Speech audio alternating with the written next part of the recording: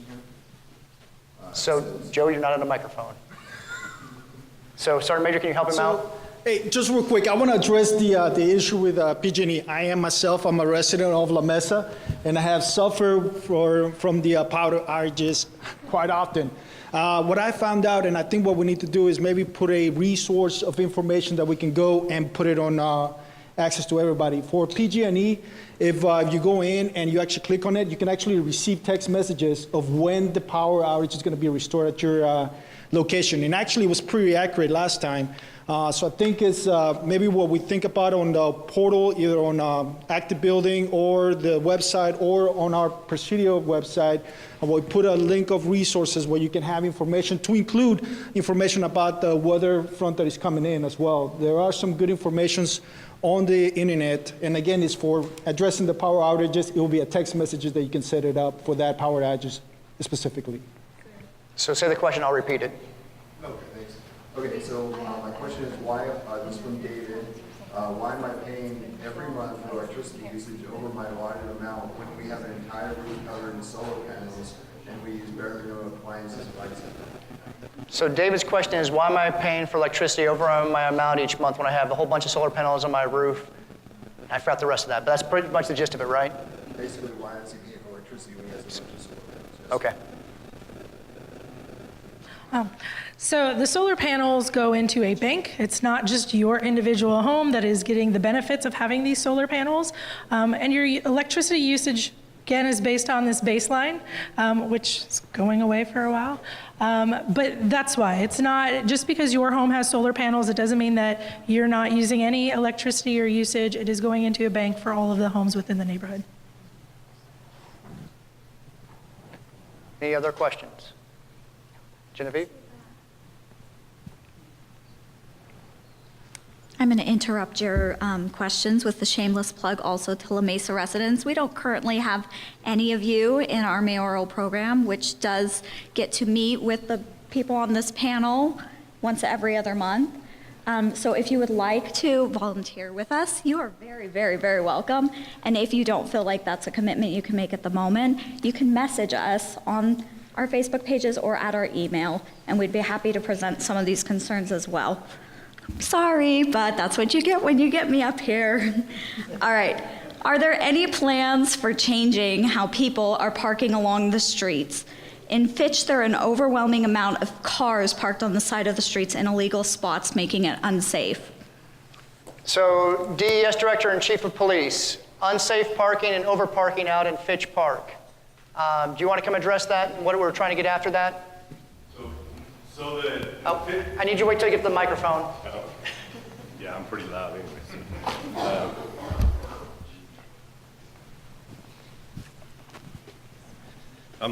I'm Sean Marshall, the Director of Emergency Services for the Presidio, Chief Norland, the Chief of Police. Fitch Park, we have done opposite side of the road parking enforcement. I think we ticketed about 60 last month, something like that. To address specifically parking on the opposite side of the road. Now, if there are more than one car parked in front, if there's more than one car parked in front of a residence, that is not an unsafe parking situation unless they are potentially blocking a driveway or a road access. So that really becomes then an issue potentially tied to the lease if there's more than one individual living in that residence. And Chief, I don't know if you can expand on that at all.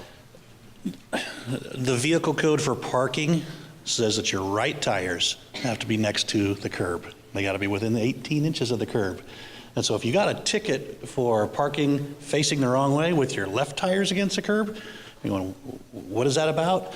It's part of the process of trying to get everybody doing the same thing so that the community benefits, I guess. So we do these now and then. We go out, enforce. People say, well, I haven't had a parking ticket ever, and now suddenly I've gotten one. I've been parking this way forever. Well, we go out, enforce, and try to address issues like this as they come up. So. But the important thing is, if you have concerns about that, let POM PD know, let the housing office know. Let us help address those concerns you have for your safety of your neighborhood. So I'm going to have to, I know your husband's going to be angry at you, but can you please go to the microphone? So to piggyback on that, along with the parking in Fitch, with the trash cans sitting out there and everybody parking on the opposite side, it has become a dangerous slalom going up and around Ardennes. I know we've had one of our own volunteers that have gotten into a car accident solely because A, people aren't slowing down, and B, it's just a hit or miss going up and around the corner. The other biggest issue we're having is there are tons of people parking at three-way stops. So they'll park right in the intersection because they think because it's not painted, they can park there all they want. So how can we address that? Or if we see it, is there someone ideally to call? Do you want us to just call POM PD and say, do you mind making just a drive-through of our neighborhood? So we've talked Fitch Park a lot because the safety concerns out there to speeding. We put the new speed limit sign out there to reflect that process. So thank you to the partners for doing that. So yes, concerns like that for safety, i.e. the blind corners, speeding, parking through intersections that cause a safety issue, please let POM PD know right away. That's, once again, that's a phone call to POM PD because it is a life, health, safety issue. And on top of all that, we saw all you guys out this morning at the crosswalk and we waved. We were very excited to see everybody. Okay. Thank you, Lindsay. And you submitted a nice comment. I told everybody who saw you guys out there to submit so that everybody knew we saw everybody. Okay. So the conversation is, last night's meeting, a concern came over about traffic near Marshall Elementary School. So based off that, POM PD was out there this morning to enforce safe travel and that. So once again, as residents inform us what's going on, we do work to action that too. So we take what you're saying and get after it, so. We definitely commend you on that, and we thank you. Along the same lines, Roland Morocco, sorry if I say your name wrong, said of safety concern in the morning with children walking and biking to school, there seems to be a problem with children and parents not using the sidewalks and crosswalks also at the Mesa Elementary School. So it sounds like, can POM MPs address that issue as well?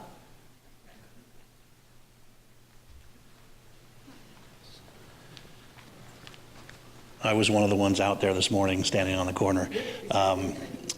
Something that most people don't understand is the flashing red hand doesn't mean I have 17 seconds to get across the road. It means you cannot step off the curb as soon as it starts flashing red. And so I was out there this morning, kind of surprising a few people saying, nope, stop, but I have 10, 15, whatever to get across. No, as soon as it starts flashing red, you have to stop. And so I had a bicyclist this morning, a young boy on a bicycle, and he thought 3 seconds meant I'd just pedal faster. And I grabbed him and I stopped him, but that would have been a very, very dangerous thing for that boy to try to cross the very busy street on his bicycle with 3 seconds left on the light. So education so that everyone knows that particular law is very helpful. I spoke to several parents this morning, the same thing, explaining that to them. Always push the button so you get the green and you'll have enough time to get across the street.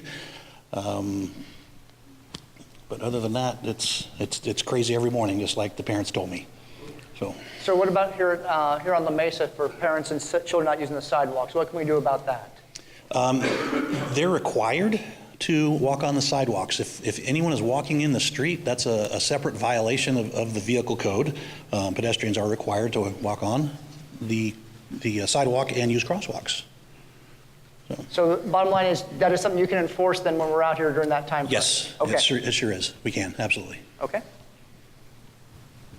We can address some additional traffic police out here during the particular times of going to school in the morning and then in the afternoon leaving school. So we can adjust our patrol distribution to do that. For those on the Facebook Live world, the DES director is saying that we will focus our efforts at certain high priority times, i.e.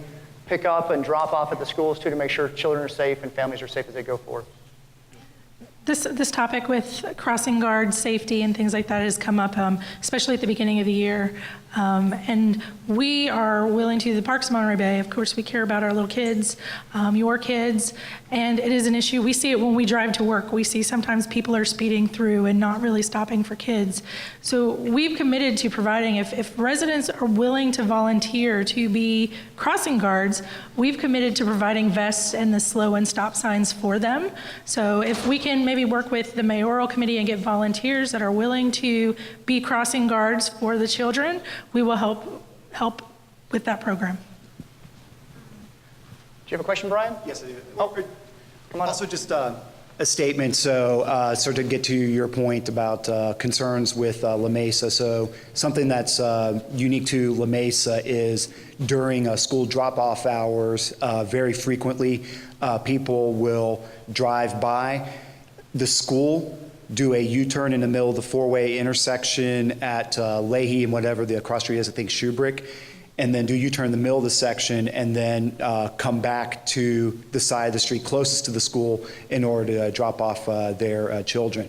So I know my wife has called the POM PD several times, and it's one of those, if it's not the forefront, you might not always think to call. I will tell you the times that we've called, the police department's been very responsive, but something to take into consideration for maybe a more long-term solution. So.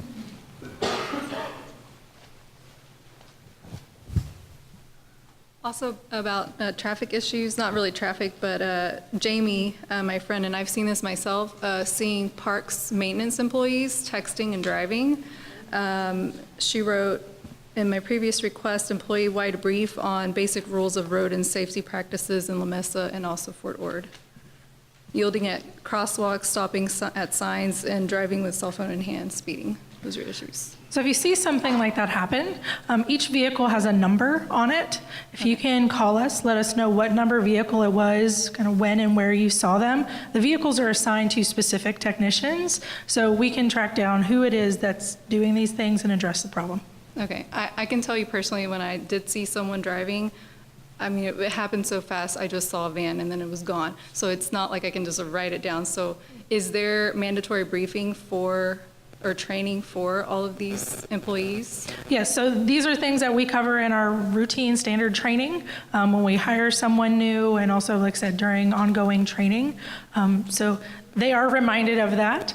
But like I said, if you're able to get the vehicle number, that's the most helpful because we can pinpoint it exactly to who's doing it. Okay, thank you.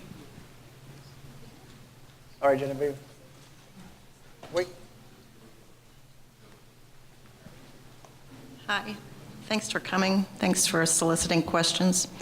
What is the plan for the children's play area on the Presidio proper, where the schools are? The tennis court that used to be a tennis court back in the day, it's now chained. And just any kind of beautification that can happen, any amount of money that you could put into making it a nicer, safer place for the kids to play. And what's going to happen to that tennis court that's now kind of a little prison unto itself? So the tennis court actually It belongs to the is Presidio of not us. Monterey. So that's a DFMWR tennis court. The reason why it's changed is because the children were using toys on there and they ruined the surface of the tennis court. So we're trying to figure out what we can do for that right now. But once again, it is not a park's responsibility. It's a Presidio of Monterey DFMWR side of life. So we owe you a better answer because that's what first question asked to is like, hey, we have a tennis court. Well, we don't because it's not resurfaced and all that. So, but no, that's a great point on that too, because we owe the residents an answer. We actually do is solicit the opinion on what you guys think should happen out there too. So, but once again, it's not the partner's responsibility. It's our responsibility.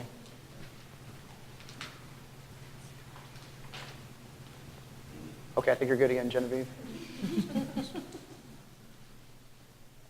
I want everyone to forget my face after this meeting, P.S. So the next two questions come both underneath the laminate and carpets. Is there an insulating layer placed between concrete and laminate flooring in the new housing, or kind of a variation on the question? Is the padding in the carpets replaced as well when the carpet is replaced? Several residents are saying that when they clean the carpet or the flooring, that dirt is coming through their new flooring. So anytime we replace carpet, we're also going to replace the padding. Typically, once the carpet has reached its normal wear and tear and its life, the padding is going to as well. The vinyl plank flooring that we are using is a glue-down vinyl. So to my knowledge, there's not any type of barrier that's placed underneath it. It's a glue-down style of vinyl.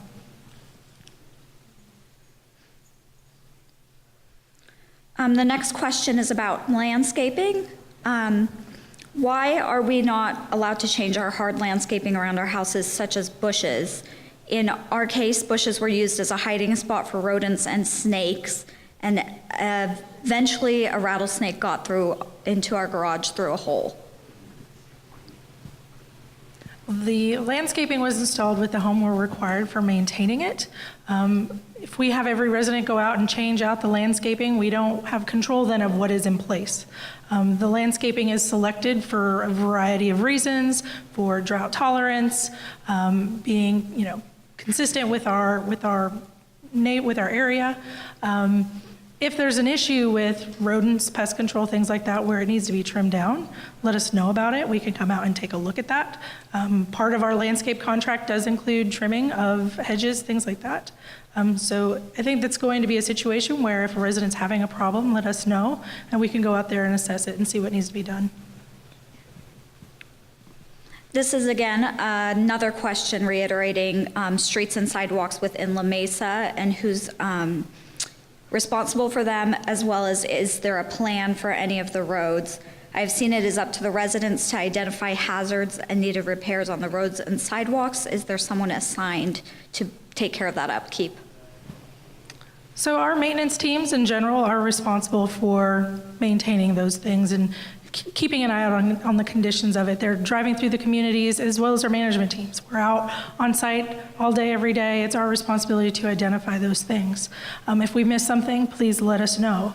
One of the positions that we are adding for this year is a ground supervisor, so we can have better visibility. Our maintenance supervisors, technicians, while they're out busy doing things, they oftentimes don't focus enough on that.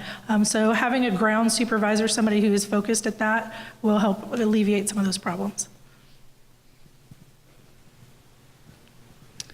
Sorry, I'm trying to understand a question, so if anyone has something really quick while I figure this out. Lindsay, can you look on the page? Hi, good evening. First off, I just want to say I have had a ton of work orders since I've been in my home, but I've had a really good experience from all the maintenance crew, so I just want to give them kudos. It may have taken 5 times to get my heater fixed, but eventually they figured out the problem and got it fixed. So that's not my concern. I'm actually bringing up a concern that several of my colleagues have mentioned to me that live in Parks Housing, and that's that they have found out from their neighbors that the neighbor that moved out paid a fee to have their carpets cleaned, and then the parks ended up just replacing the carpet, and they weren't reimbursed. So that was a concern. A second concern was that mold was painted over or just grouted over in bathrooms as opposed to being cleaned and then fixed before being painted. So is there a policy regarding that? Yes, so the carpet replacement, we'll start with that. We currently pay a flat rate for carpet replacement, whether it is half the house or all of the house. So if we are going in and we're replacing carpet in the downstairs, we have a vinyl plank upgrade project going on. If we replace it downstairs but have to leave it upstairs, it still needs to be cleaned and the price is the same for us. So that's partially why. Now, if a resident moves out and their carpet is replaced due to normal wear and tear and they paid that fee, please have them contact us. We can look into the circumstances and if necessary, issue a reimbursement.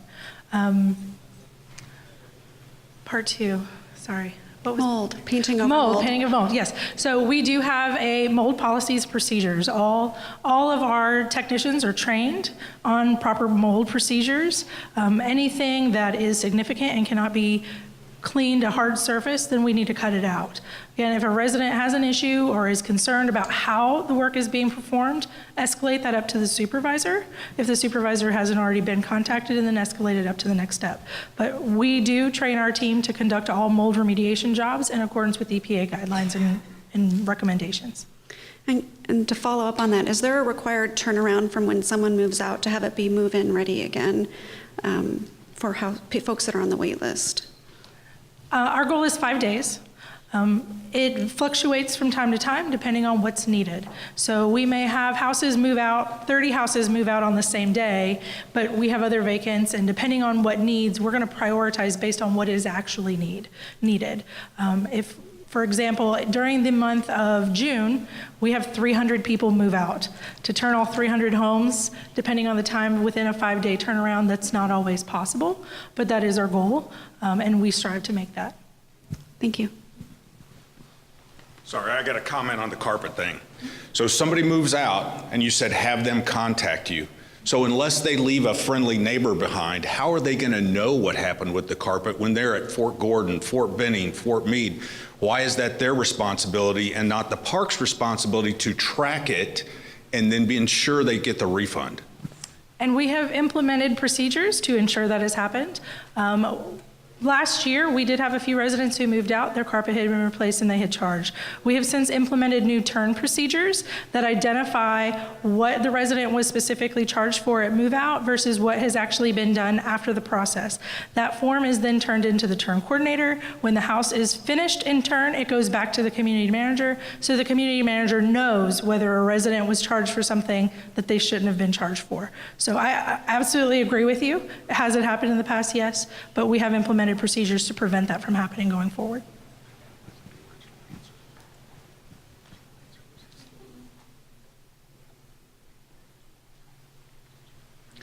Could you please explain how the RCI office is different from the parks? The RCI office represents the U.S. Army garrison. We are a government, we are the government side of what we call the partnership. The Parks of Monterey Bay Military Housing is an LLC that was established to privatize housing. The Army is in partnership with the Parks of Monterey, or the Monterey Bay Military Housing leadership, which is Clark Capital Realty, the gentleman sitting behind you, and we in turn that's what my office represents. We represent the Army's side of, or the Army's interest in the privatized housing. So.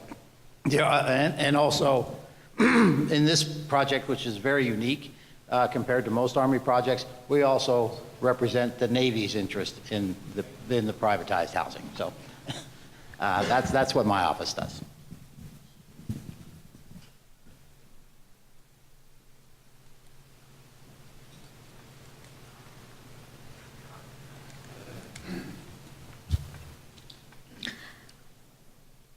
We have been told repeatedly that landscape was going to be addressed. The community center looks great and is drought tolerant. Why is my front yard only wood chips? I'm gonna guess you live in the cliffs. To my knowledge, that's the only area that we actually have wood chips. I know the landscaping there was intended to be drought tolerant. I think it just has not filled in completely from when the community was built for drought reasons, other things like that. It hasn't been able to flourish. That is, to my knowledge, the explanation. But hopefully in time, as that landscaping is able to grow, the wood chips will go away and you will have a full yard full of landscaping.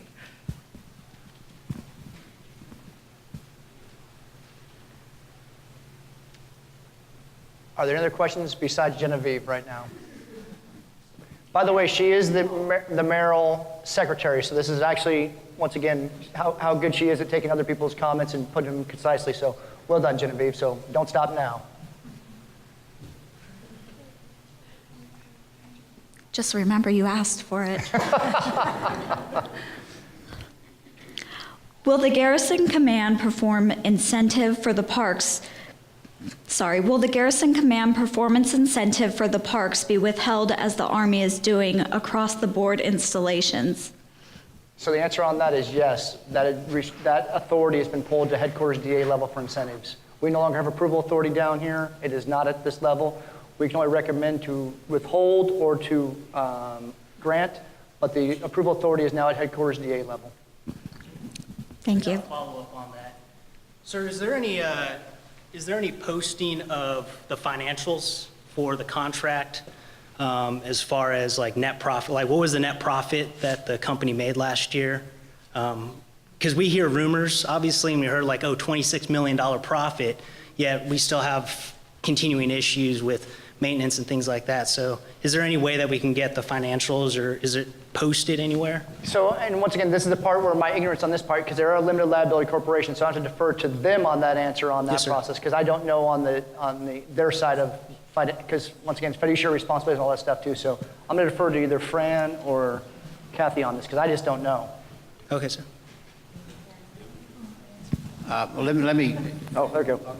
I think it would just help quell some of the rumors, that we hear amongst MPS students and things like that about we pay so much money, but what are we getting out of it?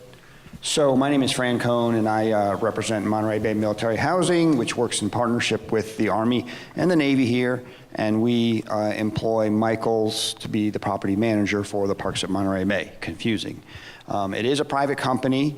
We did not make $26 million last year, believe me. We do generate financial statements and report those all through the Army chain locally, and it goes up to Army headquarters.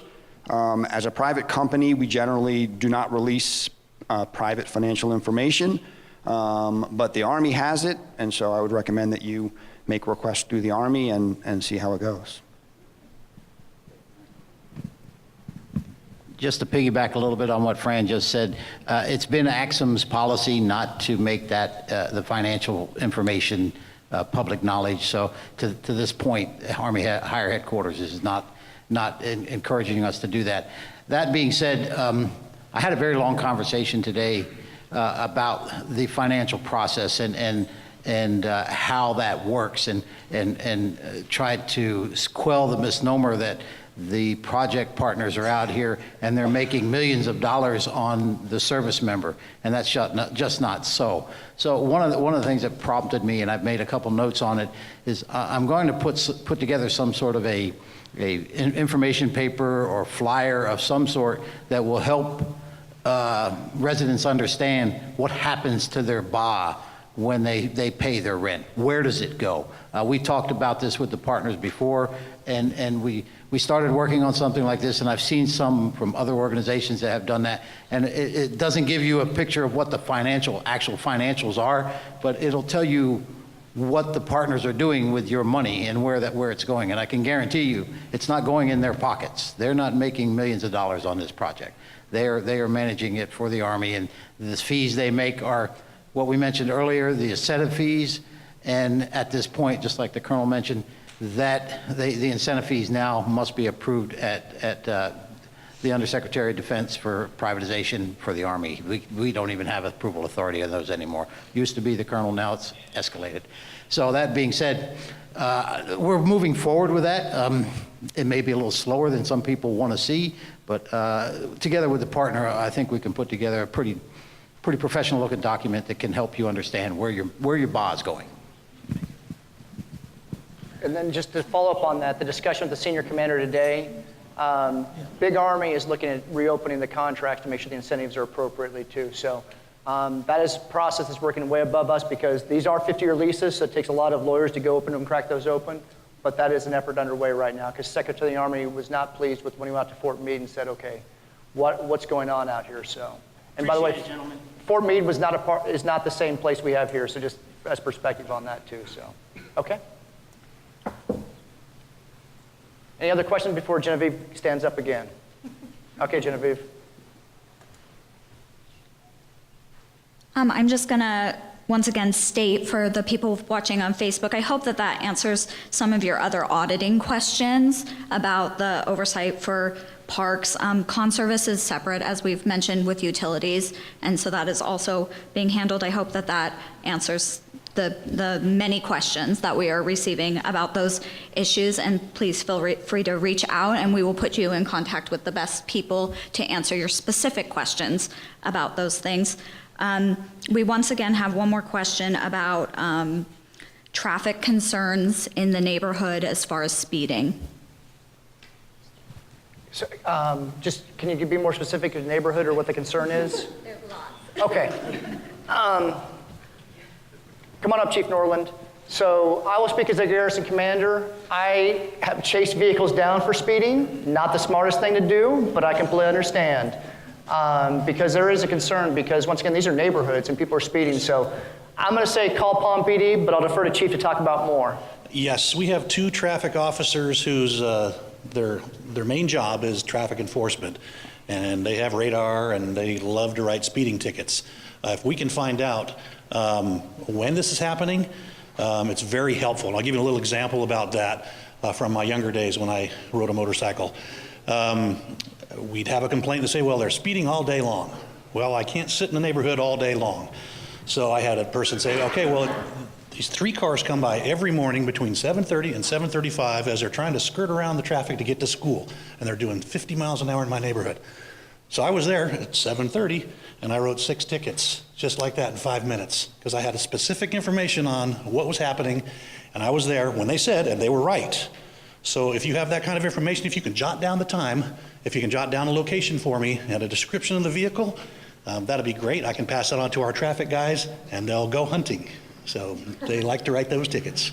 And Ardennes Road has already been mentioned, but that is one area of specific concern during the early morning hours too, and we're tracking that one too. So, yes. So if the concern was from Ardennes Road, that is something we are very aware of. So. Yes.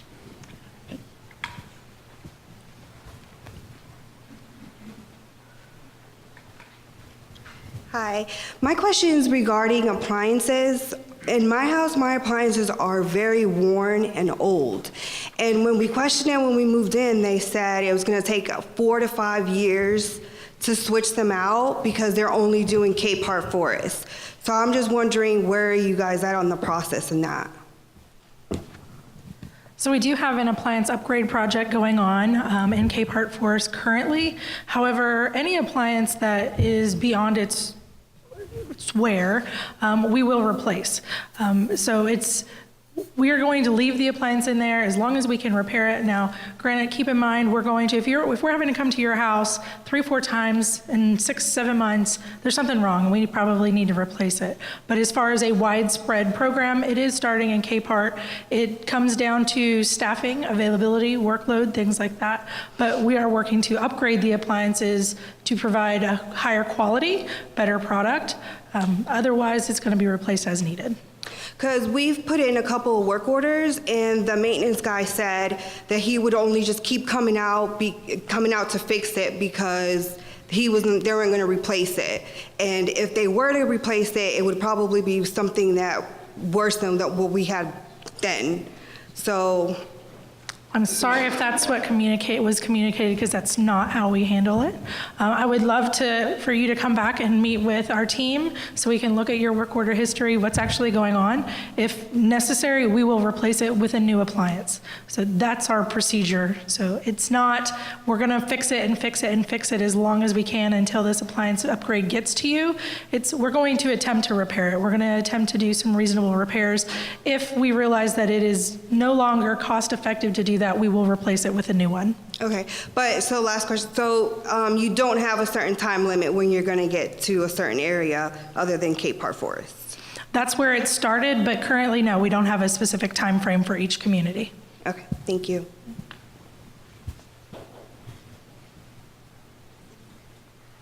Hi.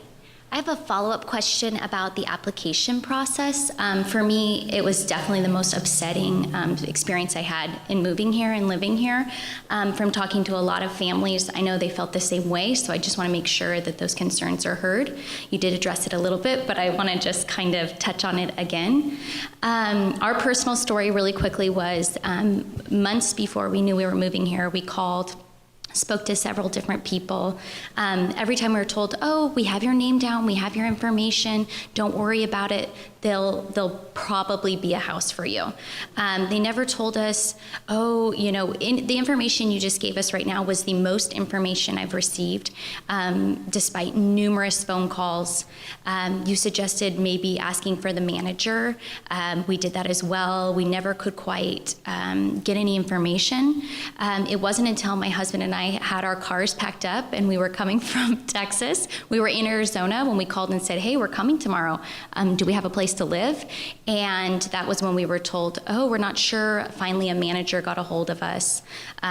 So as you can imagine, as a military family, you know, it's very, it can be moving and changing your, everything in your life can be anxiety ridden, and then to not quite have an answer, what can be upsetting. And when we got here, we felt desperate to really just take whatever was offered to us.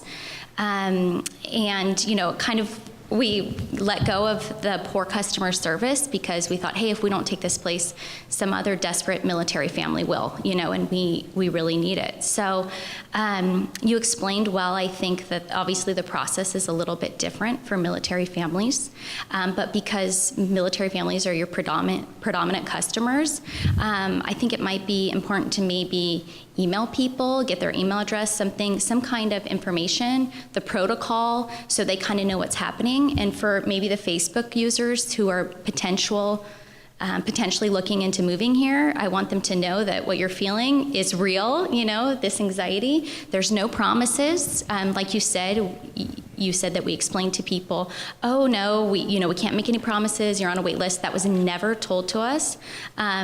So yeah, I don't know if maybe the email that you sent to someone or any kind of information that goes over your specific protocol could have your information on it, because that was another thing. We kind of felt like we were always passed to somebody else and we never had any answers. So we've made quite a few changes in this area. I've been here for about a year. June was my first crazy rush here in Monterey. We had a lot of new staff that were currently being trained, so now they're a little more seasoned, a little more familiar with how to handle these topics. Shortly after I got here, we created a housing assignment policy, which internally we have, so our staff is aware of it, but I think publishing it on our social media sites as a resource for incoming residents, I think is huge. We are working to do that. So I think that will help, because it does explain that process a little bit more in detail. We have also assigned each resident specialist to a designated rank band. Last year, each office just kind of was handling people as they came in, and so a prospective resident didn't have a clear point of contact. It just kind of happened to be whoever answered the phone when they came. So now each rank band is designated a resident specialist, and that is the person that you will communicate. That person manages all of the applications for that rank band to have better control over the wait list management, making sure we're tracking who's where and when they're coming. With some of the increased staffing is to make sure that we can communicate and follow up. It's scary when you're traveling across the country with 4 kids and 2 dogs and a cat, and you're stressed out and you can't get any information. So the communication piece is something that has been missing, and that's something that we're working to improve. Great. And kind of along those same lines, a lot of your answers tonight have been put in a work order, but it seems like a lot of us are not having our work orders answered. So I'm not sure like this influx of more work orders is really going to be awesome. But it seems like maybe that might be, you know, I'm very familiar with like facilities management, and I understand that the people who come to our houses are the workhorses, and they're doing probably the best they can. It seems like maybe it might be management concern or leadership concern. Do you guys have a specific plan for training, or it sounds like you have a lot of answers for the application process, so that's great. Do you have something in play like that for the maintenance? So we conduct training with our maintenance team and our management team separately every week. Every Thursday is a training day Half of it is at the maintenance side, half of it is on the management side. Then once a month, we also meet and do training across the board. We also quarterly have training days where we set up and go through a lot of the policies, procedures, customer service, expectations, things like that. So that is definitely there.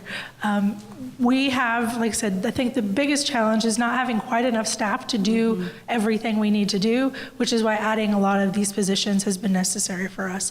And I think with getting these positions on boarding, we can expect a better quality of service. We have added people for inspections on the turn process to make sure when you move in, your house is truly rent ready and you're not traveling across the country as we just described and then moving into a house that's dirty. So we are looking at these things. Your feedback is huge. A lot of the answers I have are put in work orders, and yes, we have a lot of work orders to do, but I need to know where we're missing the mark. So this is very helpful. Everything that you say in here today, I'm going to take back to my team. We're going to brief them in our next meetings, and we're going to focus our training around it. How can we improve? So there is training that needs to be done. It's not just put in a work order, because if you put it in and it's not fixed, it doesn't matter. Okay. So the training is there. Your feedback is helpful for us, and it will help us direct our path forward. Okay, thank you for your time. Can you go, I know you don't want to do it, but can you go to the microphone? Thank you. One of the issues, we came from Germany. We didn't have a problem with the house. We had our house before we left, which was wonderful, I will say, coming from Germany with a dog and 2 cats and a kid. But I will say that one of the issues, and I've noticed it on the pages before you get to a neighborhood page, is the difference between Ord Military Community and La Mesa. It is not always,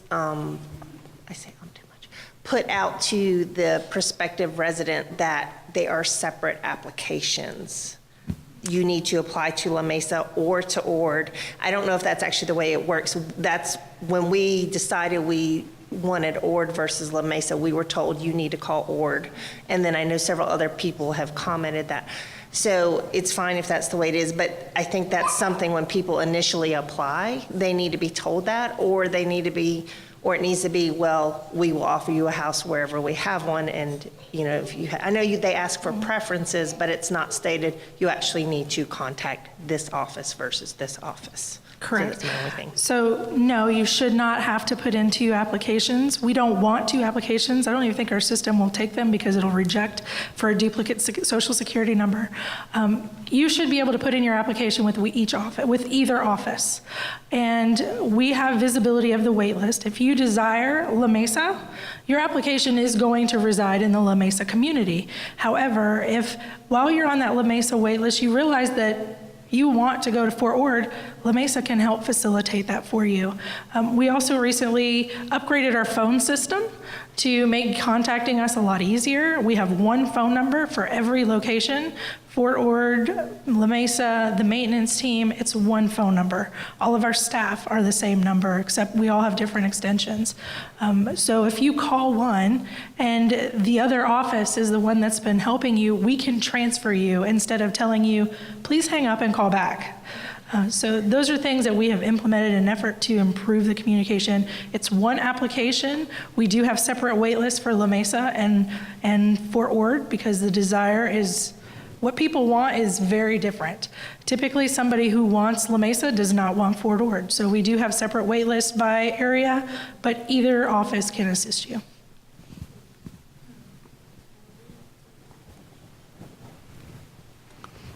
This is once again addressing the application process, and it actually is me, my own face. So I am the dependent of a enlisted soldier, and so my experience is different coming brand new from basic training. We had very little instruction of how to move 4 kids and a dog across the country with very little communication with our soldier. And our soldier also had very little knowledge right at the time of making that transition of how that process was supposed to work as well. Maybe from the military side, I know that our first experience was with the parks, but are there any plans for communication to increase from the military side so that new soldiers who are not coming from another duty station are better trained, and their spouses are better trained in making that transition. So I'm going to address this, but I'm going to ask Colonel Hausman for some help on this one too. The interesting piece on this is the only place where people come from basic training and they bring their families with them as well. No, so because AITs, no, this is the only one you can PCS into an AIT with your family. So that's why here is just a different case, because once again, you say your soldiers are coming out of basic training, you're somewhere else and you linked up here, which is a challenge to begin with. For a first term, for a brand new soldier and family to do is absolutely, yes. So bottom line is, I don't know, and I'll have to see what we can do on this process, because I don't know how he's notified who's coming to school from him. So I'm going to pass over to Colonel Hausman here and get his thoughts on it. So the bottom line is we have a little bit of work to dig into your type of case, like Colonel Ford's saying. So the Army does have a sponsorship program, and it's established in regulation, and it's something that is required so that whenever you PCS, when your soldier PCSs, he's supposed to have a sponsor on the losing end and a sponsor on the gaining end. So that by the time you're leaving here, you should already have somebody else in the next unit that's already talking to you and helping coach you on what you'll need to know. So that is a standard process. Now, in your case, where you're coming, your husband's coming out of basic training, I don't know where that process is, and I think we need to look into that, because it's unique for the Army. The Army's used to your second PCS, and honestly, I think a lot of soldiers coming out of basic training are not married with a family. So I think we've got some work to do with that one. I'll work with the 229th Commander and Command Sergeant Major, and we'll look into that and figure out how do we fix that for future cases like your family. So thanks for that. Colonel Bartlett, do you have something to say? Just a clarification on that, sir. There's no regulatory requirement for sponsorship within the IT environment, specific sponsorship, and I think that's going to be the challenge in educating the soldiers from basic training to here. So the regulation specifies sponsorship out of the IET environment to the first duty station, but as long as they're in the IET environment, there's no requirement, and so it's really kind of on-demand sponsorship when they arrive, in group sponsorship. So I think education is probably going to be the key there, but I also think that we're going to have to work with the basic training locations to do that up front before they arrive. So Genevieve, you helped us identify a hole in our swing. Because once again, as you point out, 4 kids and a dog, linking up with the family, linking up with your husband out here. Once again, that's something we can see what we can do on that process. It's just that the Army's not, as he points out, the Army's not designed for this unique circumstance of someone coming to the Defense Language Institute. So we can work on that.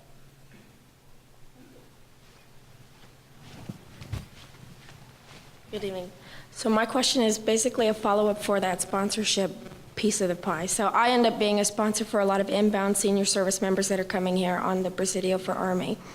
So when I do that, and I mention that La Mesa does service senior enlisted in our little pocket of this community, and then they are immediately met with the opposite response whenever they are coordinating with the parks at Monterey Bay, saying that there are no houses available.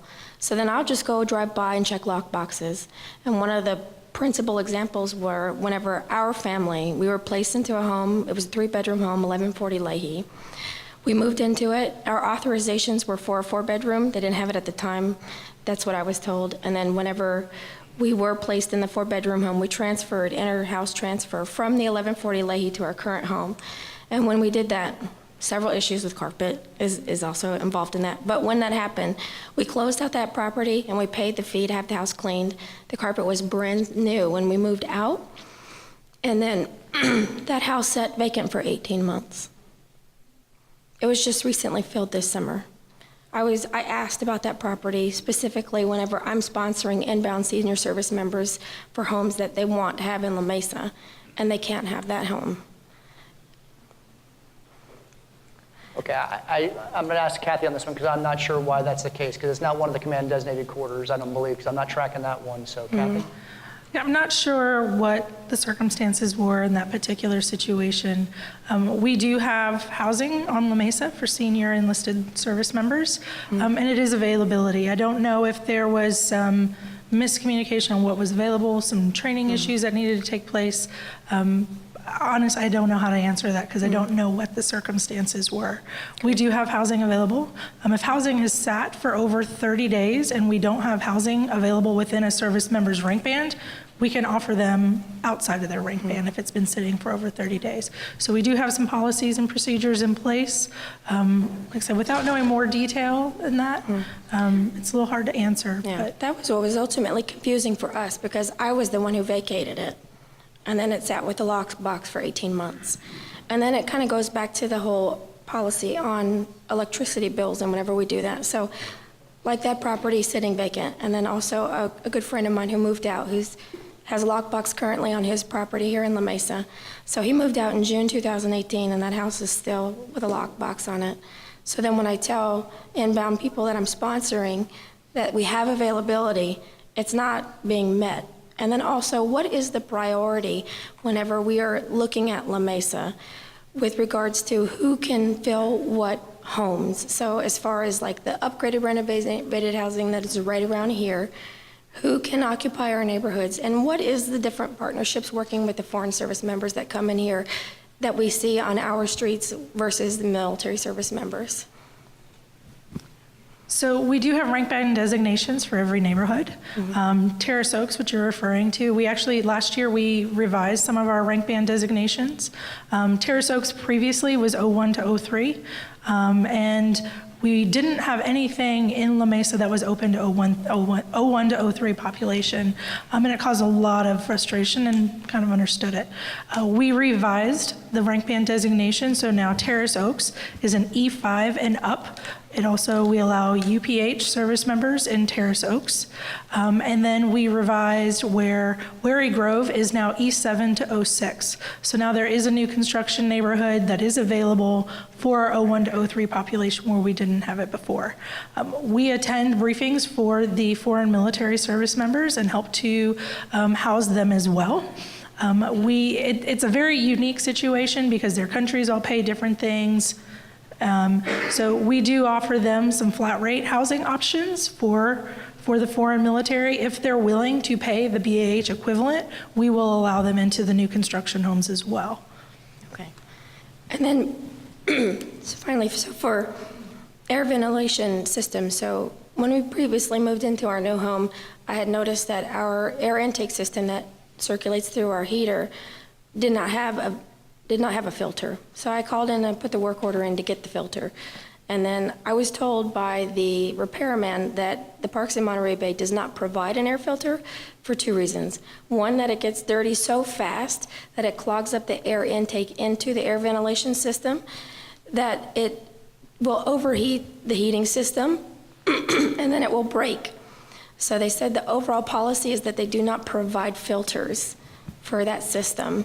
So what I end up having to do is, every time I'm vacuuming, I got to reach out, get my attachment, and like dust it off. But ultimately, all of the air that circulates heat throughout my house does not go through a filter system. We do provide filters. So I'm not sure who you spoke with. It sounds like an incorrect response. From what I'm aware of, we do provide air filters. You can call it in, submitted work order, we can provide them. So I'm not, like I said, again, I don't know who you specifically spoke with. Definitely something we want to know about if residents are being told that. And one final one. So Eric is ready to stand by and take your work order for your air filter when you get done right after this one. Okay. He's right there waiting for you. One final one. So just last week we had our dishwasher disposal just decided to just completely go on the fritz, and you turn that switch on and our entire counter shakes. The cabinets shake, everything shakes. So we called it in. And we were told that until our garbage disposal completely stops, that's the appropriate way for our garbage disposal to work. No. Eric will take that one from you as well. Eric's waiting for you. Okay. And we will be looking at your work order history to see who performed the work in your house. Okay. All right, thank you. A question that my friend Leah would like to ask, are there incentives for maintenance to hurry up and finish work orders? So we are actually working an incentive plan and a way to incentivize them to do more. We don't currently have one in place, but that is something that we're working to do to encourage them to do more work orders. But we want quality work orders with that. That's the main question. Are they incentivized and therefore doing? To rush and, no. Okay. No.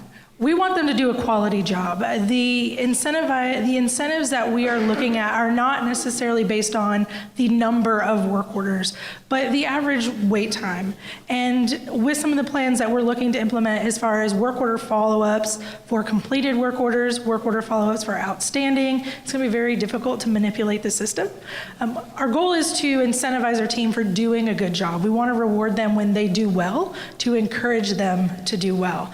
But we don't want just to give some flimsy incentive where they can go change 10 light bulbs and get recognized for it. So.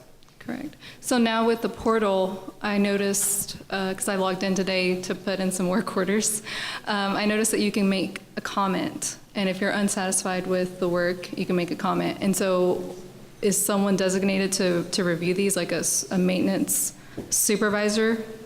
So depending on which method you use, I'm not sure the portal comment yet. I'm not as familiar with that yet, if that's a new feature or something that wasn't there. I know we have an email that goes out where residents can send emails directly to either the Parks of Monterey Bay, which is managed by a manager, or you can send it directly to a person.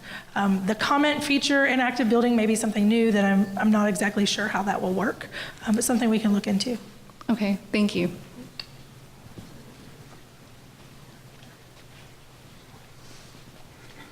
So I'm speaking on behalf of a resident of Doe Park named Parker Wall. They wanted to know what the plan is to address the black mold in the houses.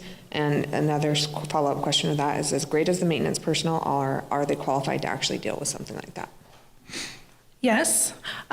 So if a resident has a concern with mold, we definitely want to know about it. If it's not being addressed properly, escalate for sure. Our team members are trained in how to handle mold and what the proper procedures are.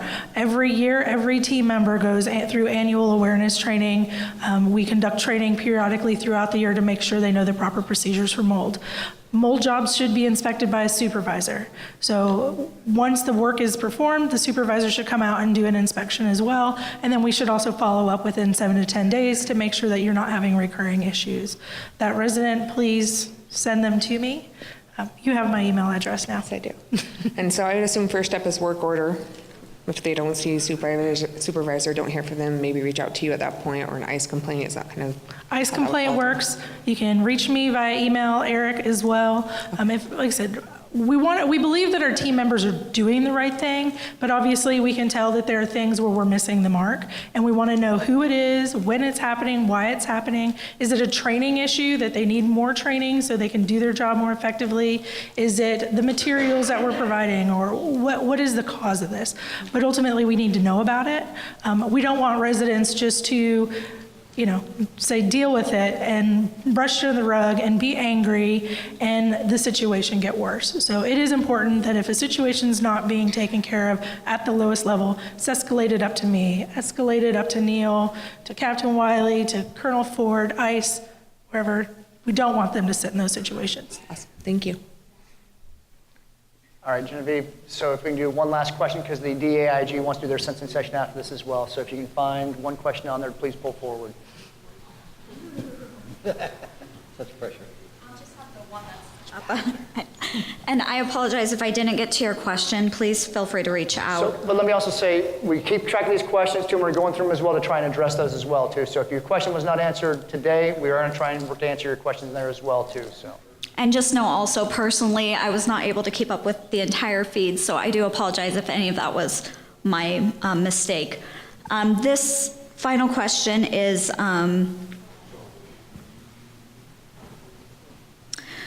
there is a reason why the Secretary of Defense has opened up questionings of whether there is a problem. What we need now is solutions, answers, and transparency. What is the parks plans going forward to be accountable for the issues in housing and maintenance? I can tell you that everyone in the Army is looking at what we're doing right now. They're doing that pretty much across the board. Every single day, we are reporting on how many work orders we have open, how many of those are urgents, how many are emergencies. The actual life, health, safety work orders, we are reporting to them. So they are scrutinizing what we are doing very closely. As I've mentioned kind of throughout the evening, there's a lot of things that we had already put in place that we've recognized areas of improvement as far as communication, things like that. So we're going to continue to move forward and look for areas to improve and do that. Meanwhile, everybody is going to be scrutinizing everything we do to make sure that we're doing it properly. I also just want to, as a resident, add one final thing that, as has been mentioned, in issues such as speeding and other issues, we as a community are proud of our heritage of policing our own. If there's speeding in your community, guess what? We're the ones who are speeding. So let's take accountability also for the things that we can do better. This is such a great community to be a part of, and I thank you for letting me have the opportunity to be part of this meeting.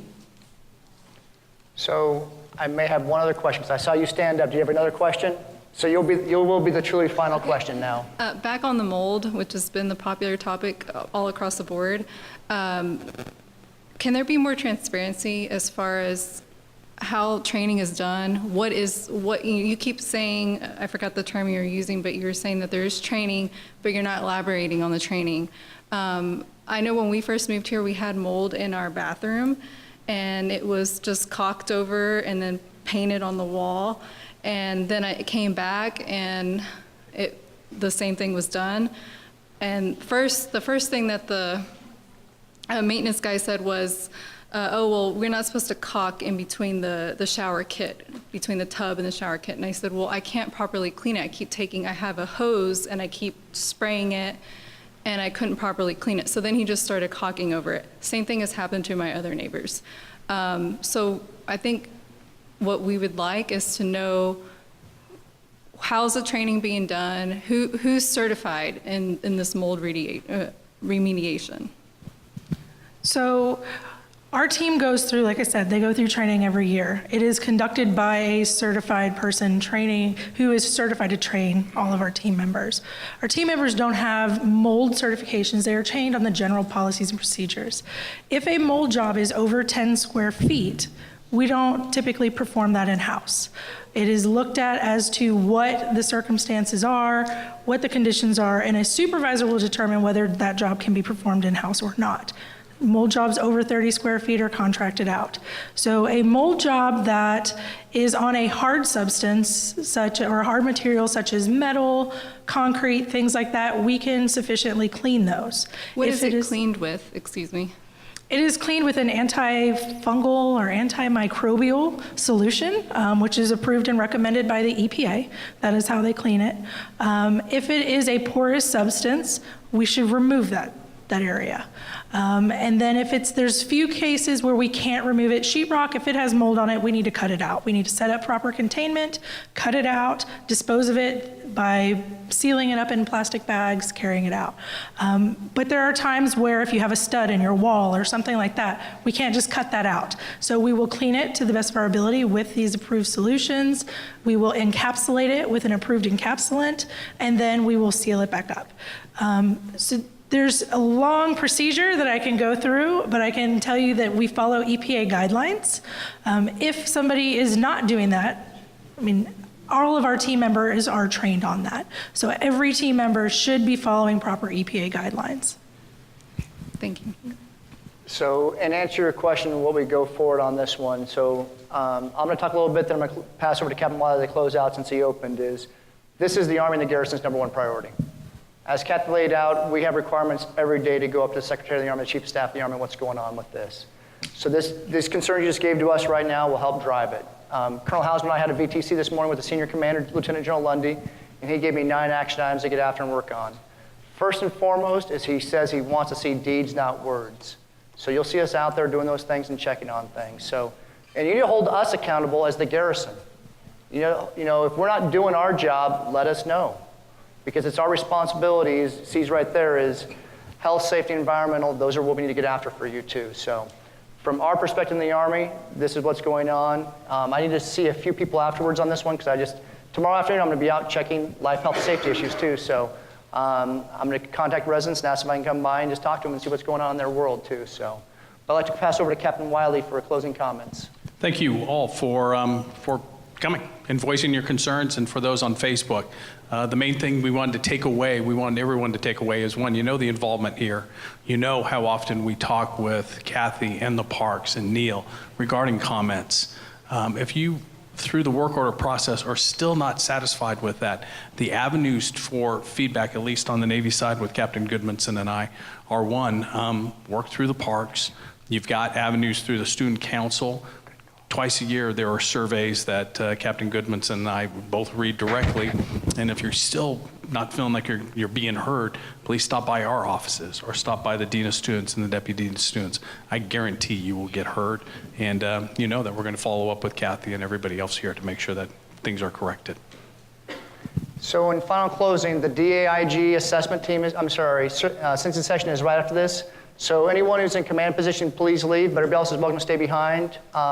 They had a good session last night, I understand, with some very open and clear dialogue that people may have felt otherwise uncomfortable saying in front of us, but this is your chance to talk in a sensing session and let people at the Pentagon hear exactly what your thoughts on your housing are. So once again, thank you, and DAIG, the show is yours.